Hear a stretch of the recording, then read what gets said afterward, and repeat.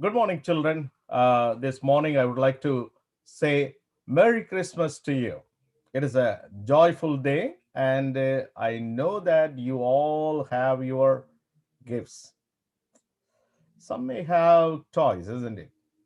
Some may have wonderful clothes, maybe shoes. Whatever gifts you have, they're all fine. They're all good, isn't it? Your parents bought it for you and you enjoy it. Thank God for the gifts. And Christmas is a day we always expect gifts. Whatever the age the people are, still they expect gifts. You, as children, you always get the gifts on every Christmas. But when we talk about the gifts, normally we talk about toys or things or electronics or maybe some other thing we wanted to have, enjoy your life. Gifts may not be all the time give the things. Usually we say gifts means things, but people also gift. Your parents are the gifts of God to you. Your sister and brother, they are the gifts of God to you. Your family is the gift of God to you. The church is the gift of God to you. So people are also the gifts of God to us. On this day, the Christmas day, God gave the best gift to the world. The gift no one can compare with. God gave his only Son, Jesus Christ, for us as the gift. So he was born as a child in Bethlehem, not in the palace, but in the manger. And he was celebrated his birthday with the angels' choir, like our church choir, and the shepherd's wishes and the wise men's gifts. Wonderful, isn't it? When God gave his Son to us, he gave that gift to us. We became God's children. If Jesus didn't born in this world, then we are not Christian. We cannot be Christian. If Jesus doesn't didn't born in this world, then no one could save. If Jesus didn't born in this world, there was no hope. No hope. Because of God gave his Son as the gift to us, we are all enjoying today to celebrate his birth. So whatever the gifts you have, thank God and praise the Lord. At the same time, as children, you have to thank God for the greatest gift you have received from the Lord. That is Jesus Christ, our Lord. So you must thank your parents for the gifts and say Merry Christmas to them. But at the same time, say to God, thank you, Lord, for giving Jesus as your gift to me. God bless you and keep on listening to our service. And may the Lord bless you on this very special day. கிறிஸ்துவுக்குள் பிரியமானவர்களே, இந்த வேளையிலே நான் உங்களோடு கூட கர்த்தருடைய செய்தியை பகிர்ந்து கொள்வதிலே மிகுந்த மகிழ்ச்சி அடைகிறேன். இது என்னுடைய முதலாவது கிறிஸ்துமஸ் கொண்டாட்டம் உங்களோடு கூட, அருமையான திருச்சபையாரோடு கூட.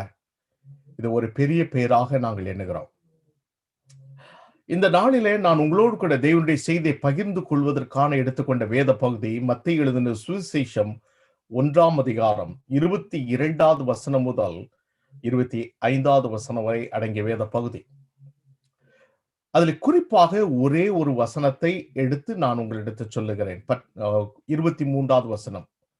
I would like to particularly focus on one verse for this meditation that is taken from Matthew chapter 1 verse 23.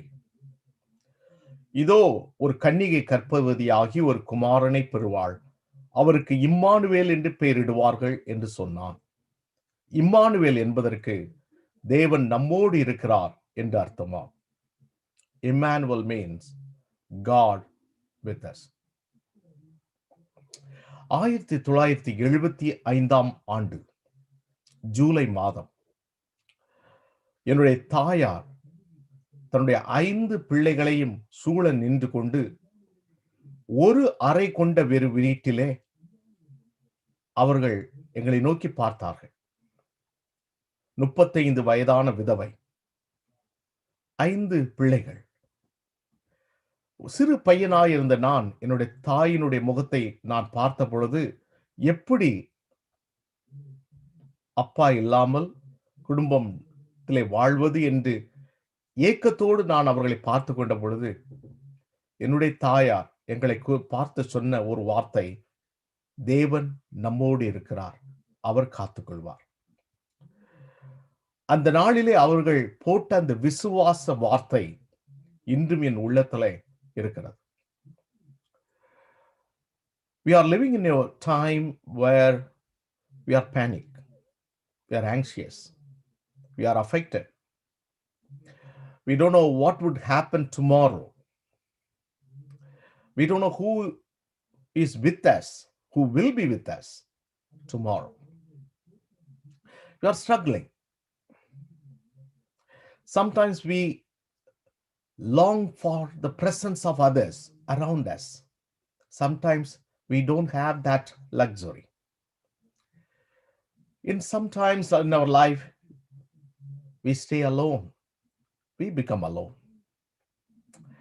In that moment like this, we always ask the Lord, Lord, help me. The Lord tells his name, I am Emmanuel, God with us. வேத புத்தகத்துல பல்வேறு முறைகளிலே பல்வேறு விதங்களிலே ஆண்டவர் தன்னுடைய பெயர்களை வெளிப்படுத்தி இருக்கிறார். ஆண்டவருடைய பெயர்கள் ஏதோ பெயர்களாக மட்டும் நமக்கு வெளிப்படுத்தப்படவில்லை. அது ஆண்டவருடைய குணாதிசயங்களையும் ஆண்டவர் நமக்கு செய்யக்கூடிய மகத்துவமான காரியங்களையும் எடுத்து சொல்லும் பெயர்களாக நமக்கு கொடுக்கப்பட்டு இருக்கிறது. மத்தேயு 1ஆம் அதிகாரத்தை நீங்கள் வாசித்து பார்த்தால் இந்த வேத பகுதியில 2 பெயர்கள் குறிப்பாக இயேசுவுக்கு கொடுக்கப்பட்டது. ஒன்று இயேசு, மற்றொன்று இம்மானுவேல்.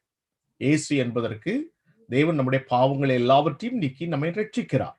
இம்மானுவேல் என்பதற்கு தேவன் நம்மோடு கூட இருக்கிறார் என்று அர்த்தமாகும்.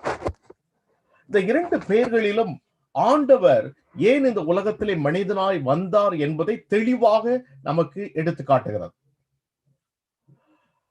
ஆனால் இந்த பெயர் புதிய ஏற்பாட்டில் மாத்திரம் வரவில்லை. இந்த பெயர் பழைய ஏற்பாட்டிலே தீர்க்க தரிசனமாக உரைக்கப்பட்ட பெயர். நாம் வாசிக்கின்ற முதல் வேத பாகத்திலே ஏசாயா தீர்க்கதரிசி சொல்லி இருக்கிறார், ஒரு கன்னிகை கர்ப்பவதியாகி ஒரு குமாரனை பெறுவாள், அவருக்கு இம்மானுவேல் என்று பெயரிடுவாயாக. Behold, the virgin shall conceive and bear a son, and shall call his name Emmanuel. தேவன் நம்மோடு கூட இருக்கிறார் என்பதை நாம் எப்படி புரிந்து கொள்வது? தேவன் நம்மோடு கூட இருக்கிறார் என்பதை ஆண்டவர் எப்படி நமக்கு வெளிப்படுத்துகிறார்? இதை குறித்துதான் இந்த கிறிஸ்துமஸ் ஆராதனையிலே உங்களோடு கூட பகிர்ந்து கொள்ள விரும்புகிறேன். Turn your Bible to Isaiah chapter 7, verses from 10 to 17. இந்த வேத பகுதியிலே குறிப்பாக particularly you have to look at verses 13 and 14. I would like to read for you. அப்பொழுது ஏசாயா, தாவீதின் வம்சத்தாரை கேளுங்கள், நீங்கள் மனுஷரை விசனப்படுத்துகிறது போதாதென்று என் தேவனை விசனப்படுத்த பார்க்கிறீர்களோ? ஆதலால் ஆண்டவர் தாமே உங்களுக்கு ஒரு அடையாளத்தை கொடுப்பார். இதோ ஒரு கன்னிகை கர்ப்பவதியாகி ஒரு குமாரனை பெறுவாள், அவருக்கு இம்மானுவேல் என்று பெயரிடுவாள். இந்த வேத பகுதியினுடைய பின்னணியத்தை நான் சொல்லுகிறேன். I would like to give the background of this passage. ராஜா யூதா தேசத்துல ராஜாவாக அவர் அரசாளுகிறார். அதே சமயத்துல ஆராம் என்கிற ஒரு ராஜாவும் இஸ்ரவேல் ராஜாவும் அவர்களுக்கு எதிராக படையெடுத்து வருகிறார். இந்த 2 ராஜ்யங்களும் இந்த யூதாவுக்கு விரோதமாக படையெடுத்து வரும் பொழுது ஆகாஸ் ராஜா மிகுந்து பயந்து விடுகிறார். வேதம் சொல்லுகிறது, ஒரு ஒரு காற்று எப்படி காடுகளில் உள்ள மரங்களை எல்லாம் அப்படி வீசி அது அழைக்கடிக்கிறதோ அதை போன்று ஆகாசனுடைய உள்ளங்கள் எல்லாம் இருந்தது என்று சொல்லி வேதம் சொல்லுகிறது. ஒரு பெரிய போர் வருகிறது. அந்த போரை சமாளிக்கும் திறன் இல்லை, அந்த போரை எதிர்கொள்ளும் திராணி இல்லை, மன உறுதி இல்லை. ஆகாஸ் திகைக்கிறார். ஆகாஸ் மட்டுமல்ல, ஆகாசுடன் இருந்த யூதாவின் ஜனங்களும் திகைக்கிறார்கள். ஆண்டவர் இந்த திகைப்பை பார்த்த உடனே ஏசாயா தீர்க்கதரிசியை அனுப்பி அவருக்கு இந்த தீர்க்க தரிசனம் சொல்லுகிறார். ஆண்டவர் சொல்றார், ஆகாஸ் நீ கவலைப்படாதே, கர்த்தர் உன்னோடு கூட இருக்கிறார், ஆண்டவர் உனக்காக எல்லாவற்றையும் செய்வார் என்று சொல்லி சொன்ன பின்பு ஏசாயா தீர்க்கதரிசி மூலமாய் ஆண்டவர் அவருக்கு ஒரு அடையாளத்தை கேள், நான் உனக்கு கொடுக்கிறேன் என்று சொன்னார். ஆண்டவரே ஒரு அடையாளத்தை கேள் என்று சொல்லும் பொழுது ஆகாசுக்கு அதை கீழ்ப்படிய மனதில்லை. மாறாக, ஆண்டவரே நான் உம்மை சோதிக்கலாம் விரும்பவில்லை என்று சொல்லி அவன் பின்னடையும் பொழுது ஆண்டவர் சொல்லுகிறார், ஏன் என்னை விசனப்படுத்துகிறாய்? ஒரு அடையாளத்தை ஆண்டவர் உங்களுக்கு தருவார். ஒரு கன்னிகை கர்ப்பவதியாகி ஒரு குமாரனை பெறுவாள், அவருக்கு இம்மானுவேல் என்று பெயரிடுவாள். என்ன அழகான ஒரு வார்த்தை பாருங்கள். ஆகாசை, இப்பொழுது நான் இடத்துல ஒரு அடையாளத்தை கேட்டேன், நீ கொடுக்கவில்லை, ஆனால் நான் ஒரு அடையாளத்தை கொடுக்கிறேன். I will give you a sign to this whole world. That's a virgin will bear a son and his name will be Emmanuel. அருமையான சகோதரனே சகோதரியே, இம்மானுவேல் தேவன் நம்மோடு இருக்கிறார் என்பதற்கு அடையாளம். அந்த இம்மானுவேல் என்று அவர் சொல்லும் பொழுது அவர் தெளிவாக சொல்லுகிறார், ஆண்டவர் நம்மிடத்துல நம்மை வெளிப்படுத்துவதற்கு காரணம், நம்மோடு கூட இருப்பதை எப்படி காட்டுகிறார் என்றால், ஆண்டவர் நம்மை பராமரிக்கிறார். Emmanuel means God is with us because he cares for us. God cares for you. ஆண்டவர் நம்மை பாதுகாக்கிறார், பராமரிக்கிறார், நம்மை கரிசனைப்படுத்துகிறார். Sometimes you think that you are alone. You are not alone. Sometimes you think that no one cares for me. No, God cares for you. He is Emmanuel, God with us. When you read Isaiah chapter 46 verse 4, the Lord say that even to your old age, I am He, and even to gray hairs, I will carry you. I have made and I will bear, even I will carry and will deliver you. Tamil வேத புத்தகத்தில் இவ்விதமாய் சொல்லுகிறது, உன் முதி வயது வரைக்கும் நான் அப்படி செய்வேன், நரை வயது மட்டும் நான் உங்களை தாங்குவேன், நான் அப்படி செய்து வந்தேன், இனிமேலும் நான் ஏந்துவேன், நான் சுமப்பேன், தப்புவிப்பேன். நம்முடைய ஆண்டவர் நம்மை பாதுகாக்கிற தேவன், பராமரிக்கிற தேவன், நம்மளை கரிசனை பெறுகிற தேவன். ஆகையால் நாம் எதை குறித்து பயப்படுவதில்லை. அருமையான சகோதரனே சகோதரியே, நீ எதையும் குறித்து பயப்பட வேண்டாம் என்று சொல்லி ஆண்டவர் சொல்லுகிறார். இதுவே உனக்கு நற்செய்தியாக இந்த கிறிஸ்துமஸ் நாளில் ஆண்டவர் சொல்லுகிறார், தேவன் உன்னோடு கூட இருக்கிறார், இம்மானுவேலராக ஆண்டவர் உன்னோடு கூட இருக்கிறார், கவலைப்படாதே. ஏனென்றால் நாம் அடைக்கலான் குருவிகளை காட்டிலும் மேன்மையானவர்கள். Turn your Bible to Matthew chapter 10 verse 29 to 31. God say that God will care for us. மத்தேயு 10ஆம் அதிகாரம் 29வது வசனம் முதல் 31வது வசனம் வரை, ஒரு காசுக்கு 2 அடைக்கலான் குருவிகளை விற்கிறார்கள் அல்லவா? ஆயினும் உங்கள் பிதாவின் சித்தம் இல்லாமல் அவைகளில் ஒன்றாயிலும் தரையிலே விழாது. உங்கள் தலையில் உள்ள மயிரெல்லாம் எண்ணப்பட்டிருக்கிறது, ஆதலால் பயப்படாதிருங்கள். அநேகம் அடைக்கலான் குருவிகளை பார்க்கலும் நீங்கள் விசேஷித்தவர்களாய் இருக்கிறீர்கள் என்று ஆண்டவராக இயேசு கிறிஸ்து சொல்லுகிறார். அருமையான சகோதரனே சகோதரியே, இந்த உலகம் உன்னை தள்ளிவிடலாம், இந்த உலகத்திலே உன்னோடு கொண்டு நிற்பவர்கள் ஒருவரும் இல்லாமல் இருக்கலாம். நீர் எதிர்பாராத பல்வேறு சோதனைகள், இடுக்கண்கள் உனக்கு நேரிடலாம். யார் எனக்கு உதவி செய்வார், யார் என்னை பராமரிப்பார், யார் எனக்காக காரியங்களை செய்வார் என்று நீ தயங்கி கொண்டிருக்கலாம். ஆண்டவர் சொல்லுகிறார், நான் உன்னோடு கூட இருக்கிறேன். நீ 2 அடைக்கலான் குருவிகளை காட்டிலும் பெரியவன், பெரியவள். பயப்படாதே என்று சொல்லி ஆண்டவர் சொல்லுகிறார். உன்னுடைய தலையில் உள்ள மயிரெல்லாம் எண்ணப்பட்டு இருக்கிறது என்று சொல்லி ஆண்டவர் சொல்லுகிறார். நீங்கள் விசேஷமானவர்கள் என்று ஆண்டவர் சொல்லுகிறார். என்ன அழகான ஒரு வார்த்தை பாருங்கள். ஆண்டவர் நம்மை அனுதினமும் பராமரிக்கிறார், பாதுகாக்கிறார், நம்மை கரிசனையோடு நடத்துகிறார் என்பதின் மூலமாக ஆண்டவர் நம்மோடு கூட இருக்கிறார் என்பதை வெளிப்படுத்துகிறார். Through protection, through caring, through feeding, through healing, God reveals to you that is Emmanuel to you. God is with you. Turn your Bible to 1 Samuel chapter 30. That chapter is a very crucial chapter in David's life. தாவீது சிக்லாக் என்கிற இடத்துல உட்கார்ந்திருக்கிறார். அப்பொழுது ஒரு ராஜாவாக இல்லை, சிக்லாக் என்ற இடத்துல இருக்கிறார். அவரோடு கூட சில 100 பேர் அவரோடு கூட சேர்ந்து பயணித்துக் கொண்டிருக்கிறார்கள். திடீரென்று அவருடைய உடைமைகளையும் அவருடைய குடும்பத்தாரை எல்லாரும் அடிமைகளாக எடுத்துக்கொள்ளப்படுகிறார்கள். இந்த சமயத்துல அமலேக்கியர்கள் செய்த இந்த காரியத்தை பார்த்து தாவீதும் அவரோடு கூட இருந்தவர்களும் அறிந்த பொழுது மனம் கசந்து அழுகிறார்கள்.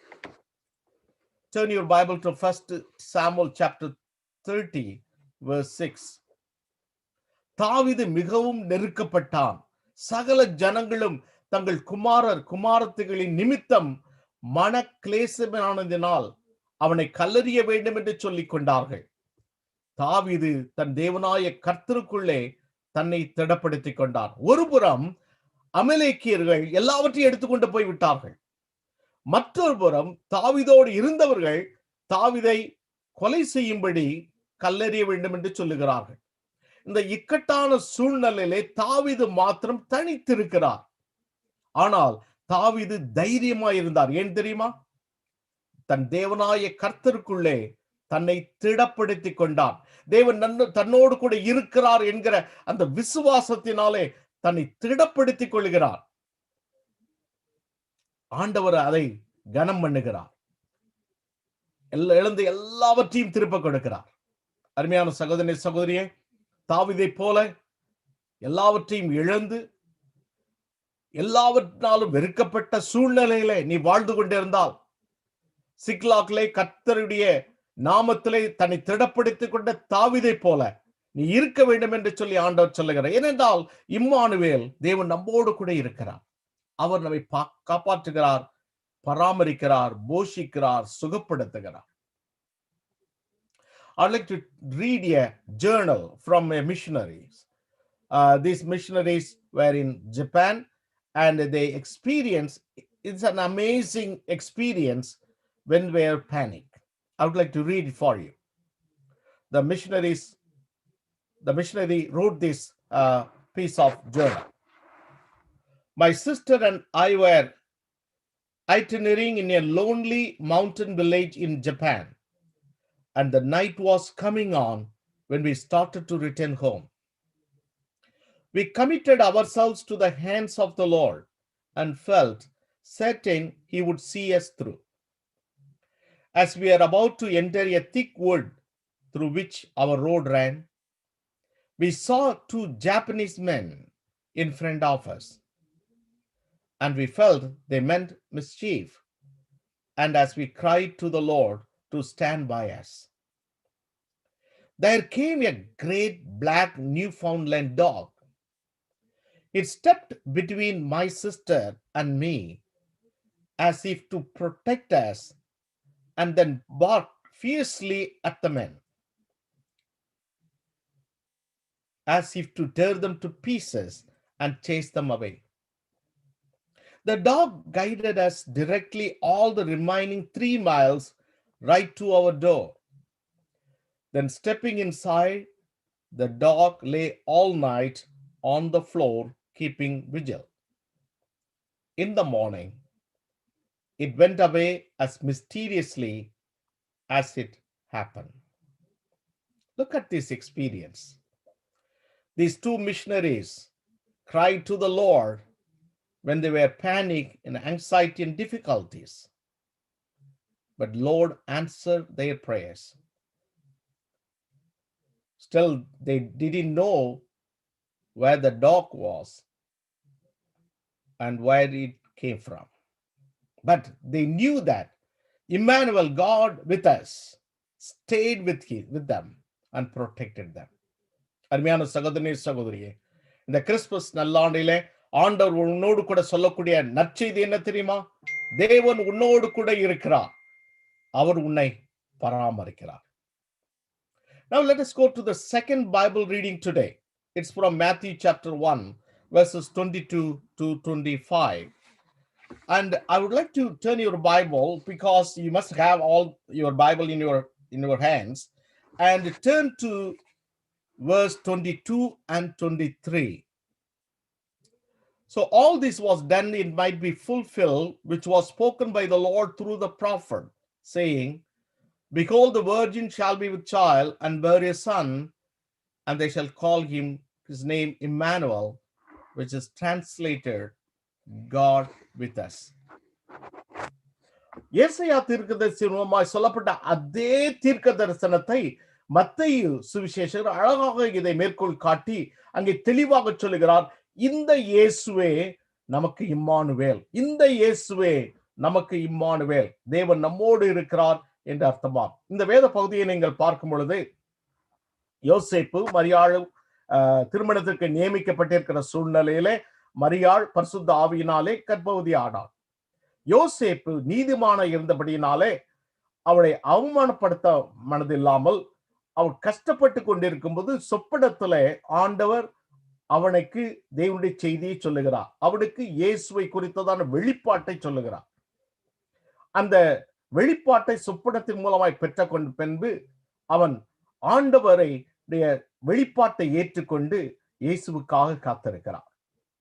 இந்த சூழ்நிலையிலே அந்த கடைசி பகுதியிலே மத்தேயு அழகாக சொல்லுகிறார், இவர் இயேசு மட்டுமல்ல, நம்மை ரட்சிக்க வந்தவர் மட்டுமல்ல, நம்மோடு கூட இருக்கிறவர். தேவன் நம்மோடு கூட இருக்கிறார் என்பதற்கு என்ன அடையாளம்? தேவன் நம்மை சகல பாவங்களிலிருந்து நம்மை ரட்சிக்கிறவர். ஆகையால் இயேசுவும் இம்மானுவேலும் ஒன்றோடொன்று தொடர்பு கொண்ட பெயர்களாகும் என்று சொல்லி அழகாக தெளிவாக சொல்லி இருக்கிறார். அருமையான சகோதரிய சகோதரியே, இந்த உலகத்துல மிக பெரிய பெரிய பிரச்சனை என்ன தெரியுமா? பண பிரச்சனையோ அல்லது வேற எந்த பிரச்சனையோ அதை விட மிகப்பெரிய பிரச்சனை பாவ பிரச்சனை. இந்த உலகம் முழுவதும் பாவத்தின் கீழ் இருக்கிறது. ஆதாமினுடைய கீழ்ப்படியினாலே பாவம் உள்ளே வந்தபடியினாலே மரணமும் அதோடு சேர்ந்து வந்தது. இது நம்முடைய மரணம் நித்திய மரணமாக இந்த பாவம் நம்மை வழிநடத்துது. அவ்வளவு அவ்வளவு கொடூரமான ஒரு தன்மை கொண்டது இந்த பாவம். அந்த பாவத்திலிருந்து விடுதலை செய்வதற்காக, ரட்சிப்பதற்காக ஆண்டவராகிய இயேசு கிறிஸ்து இந்த உலகத்திலே வந்தார். பல சமயத்துல நாம் இதை அதிகமாக சிந்திப்பதில்லை. ஆண்டவர் ஏன் இந்த உலகத்திற்கு வந்தார், ஏன் கிறிஸ்துமஸ் கொண்டாடுகிறார்கள் கேட்டால் பல்வேறு மக்கள் பல்வேறு விளக்கங்களை சொல்வார்கள். சிலர் சொல்வார்கள், இயேசு இந்த உலகத்திற்கு வந்தார் ஒரு நல்ல ஒரு சமய தலைவராக, நல்ல போதகராக, நல்ல மனிதராக, நல்ல எடுத்துக்காட்டாக வந்திருக்கிறார் என்று சொல்வார்கள். Many people think that Jesus, a religious leader, is a great teacher, is a saint, is a great man, and just think that way. But Jesus is not just a great preacher, just a man, but is God. He came to us to save from our sins.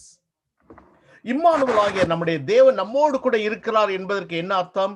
நம்மை பாவத்திலிருந்து நம்மை ரட்சிக்கிறார். நம்முடைய பாவத்தின் அடிமைத்தனத்திலிருந்து நம்மை ரட்சிக்கிறார். பாவத்தின் வல்லமையிலிருந்து நம்மை ரட்சிக்கிறார். பாவத்தினுடைய சம்பளத்திலிருந்து நம்மை ரட்சிக்கிறார். பிரியமானவர்களே, ஆண்டவராகிய இயேசு கிறிஸ்து நம்மோடு கூட இருப்பதனாலே நாம் பாவம் மன்னிப்பாகிய ஆண்டவருடைய கிருபையை பெற்றிருக்கிறோம், புதிய வாழ்க்கையை பெற்றிருக்கிறோம், நித்திய ஜீவனை பெற்றிருக்கிறோம், பரிசுத்த ஆவியானவரை பெற்றிருக்கிறோம். நம்முடைய பெயர்கள் எல்லாரும் நாம் ஜீவ புஸ்தகத்தில் எழுதப்பட்டிருக்கிறது. நாம் தேவனுடைய ராஜ்யத்திற்காக நாம் காத்திருக்கிறோம். ஆண்டவர் இந்த உலகத்திலே பாவங்களை ரட்சிப்பதனாலே நாம் ஆண்டவருடைய பிள்ளைகளாக வாழும் ஸ்லாக்கியத்தை பெற்றிருக்கிறோம். Because of Christ redeeming us, we live as God's children in this world. We have a hope of eternal life. We are waiting for God's return. ஆண்டவர் நமக்கு கொடுத்த மிகப்பெரிய பரிசு என்ன தெரியுமா? நம்முடைய பாவத்திலிருந்து நம்மை ரட்சித்தது. எபேசியர் 1:7 பாருங்கள். Turn your Bible to Ephesians chapter 1 verse 7.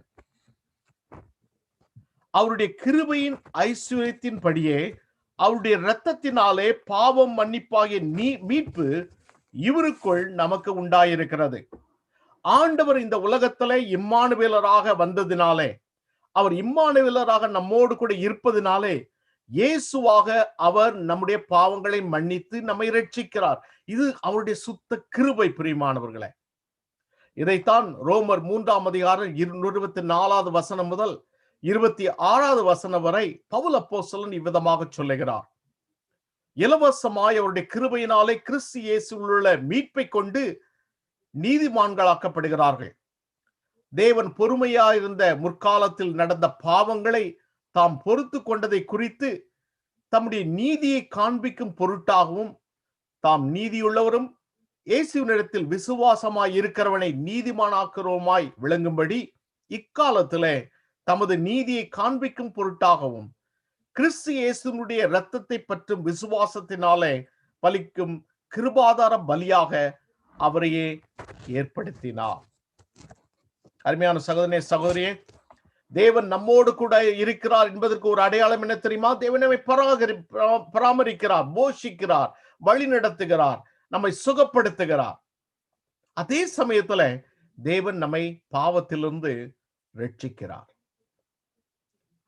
உன்னுடைய வாழ்க்கையில பாவத்தினாலே, பாவத்தின் கொடூரத்தினாலே, பாவத்தின் அடிமைத்தனத்தினாலே சிக்கி திக்குமுக்காடி கொண்டு நிற்பாய் என்றால், இந்த கிறிஸ்துமஸ் நாளிலே தேவன் உன்னோடு கூட சொல்லுகிறார், தேவன் நம்மோடு கூட இருக்கிறார். இம்மானுவேலராக அவர் உன் பாவங்களை நீக்கி உன்னை ரட்சிப்பதற்காக இயேசுவாக இந்த உலகத்திலே மனுஷனாக பிறந்திருக்கிறார். Turn your Bible to Luke chapter 2 verse 10 to 12. When you read this passage, you listen to the message of the angels to the shepherds. The shepherds were waiting and they are resting on the night. Suddenly the angel came and proclaimed this gospel to the shepherds. I would like to read from the Luke chapter 2 verse 10 and to 12. Then the angel said to them, "Do not be afraid, for behold, I'll bring you good tidings of great joy, which will be to all people. For there is born to you this day the city of David as Savior." Underline this word, as Savior, who is Christ the Lord. "And this will be the sign to you. You will find a babe wrapped in swaddling clothes, lying in a manger." கர்த்தராகிய இயேசு என்னும் இரட்சகர் என்று சொல்லி தேவதூதன் மேய்ப்பர்களுக்கு அறிவிக்கிறார். இரட்சகர் எதிலிருந்து ரட்சிக்கிறார்? பாவத்திலிருந்து ரட்சிக்கிறார், பாவத்தின் வல்லமையிலிருந்து ரட்சிக்கிறார், பாவத்தின் சம்பளத்திலிருந்து தேவன் நம்மை ரட்சிக்கிறார். பிரியமானவர்களே, இஸ்ரேல் ஜனங்கள் மேசியாவுக்காக காத்திருக்கிறார்கள். மேசியா வரும்பொழுது அவர் இஸ்ரவேலை ஆண்டு கொள்வார் என்று சொல்லி நம்பிக்கையோடு காத்திருந்தார்கள். இயேசு வந்த பொழுது பலர் எண்ணினார்கள், இயேசு படைகளை சேகரித்து ரோமருக்கு எதிராக போராடி ராஜ்யத்தை ஸ்தாபிப்பார் என்று எதிர்பார்த்தார்கள். ஆனால் ஆண்டவருடைய திட்டம் இஸ்ரவேல் மட்டுமல்ல, இந்த முழு உலகத்தின் பாவங்களை மன்னித்து அவர்களை ரட்சிப்பதே அவருடைய திட்டம். ஆண்டவர் இஸ்ரவேல் கொடுத்த வாக்கு தத்தங்களில் தவறவில்லை. அதே சமயத்துல ஆண்டவருடைய வருகை, ஆண்டவருடைய பிறப்பு எல்லாருக்கும் ரட்சிப்பை கொடுப்பதற்காக, மீட்பை கொடுப்பதற்காக, பாவ மன்னிப்பின் நிச்சயத்தை கொடுப்பதற்காக தேவன் இந்த உலகத்துல இம்மானுவேலராக இயேசுவாக வெளிப்படுத்தி இருக்கிறார். அருமையான சகோதரனே, சகோதரியே, சில சமயத்துல யார் என்னை விடுதலை செய்வார் என்று சொல்லி நீ அங்கலாய்க்கும் பொழுது, நீ கண்ணீர் விடும் பொழுது ஆண்டவர் சொல்லுகிறார், நான் உன் தேவன், உன் பாவங்களை மன்னிக்கிறேன். நம்முடைய ஆண்டவருடைய சிறப்பான குணம் என்ன தெரியுமா?